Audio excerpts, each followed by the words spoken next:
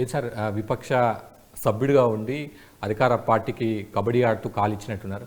సహజంగా ప్రధాన ప్రతిపక్షంగా మా బాధ్యత అది.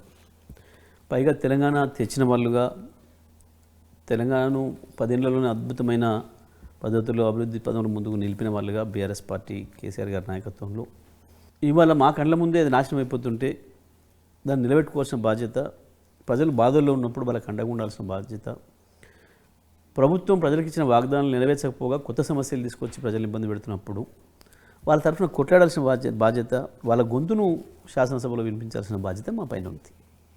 ఆ ప్రయత్నమే నేను చేసినాం. మీరేమో ప్రజల తరపున వాళ్ళ గొంతుగా లేదా విపక్ష పార్టీగా మా బాధ్యత అంటున్నారు. 10 ఏళ్ల తర్వాత మారిన పరిస్థితులు. కానీ మీరు చేసిన కామెంట్స్ సభలో ఇదే సందర్భంలో మీరు చేసిన కామెంట్ చూస్తే ఈ సభ మనందరిది, అంటే స్పీకర్ని ఉద్దేశించి చేసినట్టున్నారు. ఈ సభ మనందరిది, మనందరికీ సమాన హక్కులున్నాయి, మనందరి తరపున పెద్ద మనిషిగా మాత్రమే కూర్చున్నారు తప్ప ఈ సభ మీ సొంతం కూడా కాదు.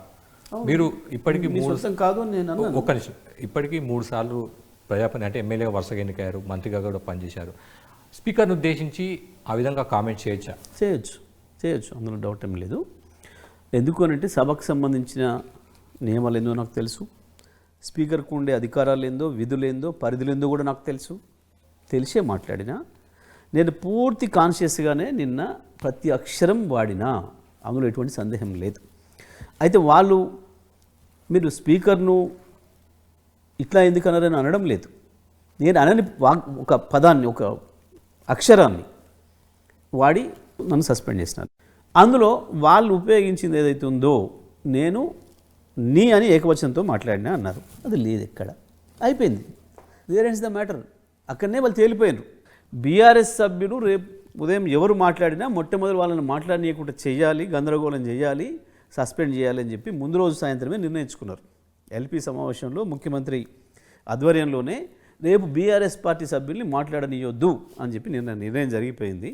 దాంట్లో భాగంగానే నిన్న ఈ విషయం జరిగింది. ఇది స్పష్టమైంది. ఇక దానికి సరిపోయిన నేపథ్యం మీకు కనబడుతుంది. మీరు ఈ సభ మీ సొంతం కాదన్న కామెంట్స్ కూడా అన్నారు కదా స్పీకర్ని ఉద్దేశించి, ఆ అంశాన్ని కూడా వాళ్ళు ప్రస్తావించారు. ప్రధానంగా అధికార పార్టీ ఏమన్నా మంత్రి కూడా స్పీకర్ నిర్ణయానికి కానీ విచక్షణాధికారాన్ని ప్రశ్నిస్తున్నారు. ఒక దళితుడు ఆ స్థానంలో చూస్తే అగ్రవర్ణమైన మీరు తట్టుకోలేకపోయారు. అది అర్ధరహితమైన వాదన. స్పీకర్ పదవికి కులం మతం ఉంటుంది ఎక్కడైనా. స్పీకర్ అధికారులు ఏందని ఉంటే కానీ స్పీకర్ పదవి మీద ఒకరు కూర్చుంటే ఒక అధికారాలు ఉంటాయి, ఇంకొకరు కూర్చుంటే ఇంకొక అధికారాలు ఉంటాయా? అది అర్థం లేని వాదన, అది పసలేని వాదన, వదిలేయండి అది. కానీ స్పీకర్కు సంబంధించి ఏ స్పీకర్ కూడా సభ సొంతం కాదు అనేది నా వాదన. ఎస్, నేను ఇప్పుడు కూడా దాని మీద నిలబడి ఉంటా. ఏ స్పీకర్ కూడా సభ సొంతం కాదు, ఎవరు సొంతం కాదు. సభ సభ్యులందరిది. సభ ఈ రాష్ట్రానిది, ఈ రాష్ట్ర ప్రజలది. మొదటిగా ఆ ప్రజలకు నాయకత్వం వహిస్తున్న 119 మంది శాసనసభ్యులది ఆ సభ. వాళ్ళందరూ కలిసి స్పీకర్ని ఎన్నుకుంటారు. ఆ స్పీకర్ ఎటువంటి బయాస్ లేకుండా, ఎటువంటి పక్షపాతం లేకుండా, ఏ పార్టీ నుంచి గెలిచినా ఆయన పార్టీ అనేది లేకుండా అందరికీ సమానమైన అవకాశాలు ఇవ్వాల్సిన బాధ్యత వారిపైన ఉంటుంది. ఇది స్పీకర్కు ఉండే బాధ్యత నాకు తెలుసు. స్పీకర్కు అపరిమితమైన విచక్షణ అధికారాలు ఉంటాయి. స్పీకర్ చైర్ను క్వశ్చన్ చేయొద్దు, స్పీకర్ నిర్ణయాన్ని మనం గౌరవించాలి, స్పీకర్కి ఎటువంటి ఆపాదించదు అనేది పాయింట్. నేను క్వశ్చన్ ఏం చేయలేదు, నా రైట్ గురించి నేను మాట్లాడిన. మీ సొంతం కాదన్నది స్పీకర్ అంశం కాదా? మీ సొంతం కాదన్నది నా హక్కు గురించి నేను మాట్లాడి తీరుతా. నేను నా హక్కుల గురించి కొట్లాడలేకపోతే ప్రజల హక్కుల గురించి ఎట్లా కొట్లాడతా?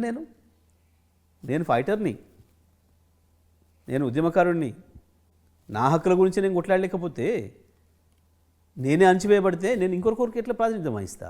స్పీకర్ మీన్స్ మీ అధికారం మీ సొంతం కాదు అని అంటే కాంగ్రెస్ పార్టీ సొంతం కాదు అని. ఎందుకు అంటే కాంగ్రెస్ పార్టీ కార్యకర్తల నాయకుల ప్రవర్తన, సభ్యుల ప్రవర్తన, ఈ సభ మా సొంతం, మాకు ఇష్టమైతేనే మీరు మాట్లాడాలి, లేకపోతే లేదనే పద్ధతిలో నడుస్తుంది.